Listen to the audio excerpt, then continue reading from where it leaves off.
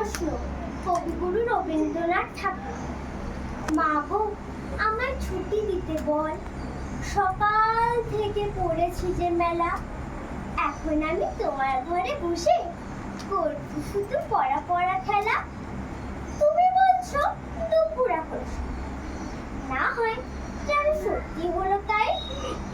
একদিনও কি দুপুরবেলা হলে বিকেল হলো মনে করতে নাই?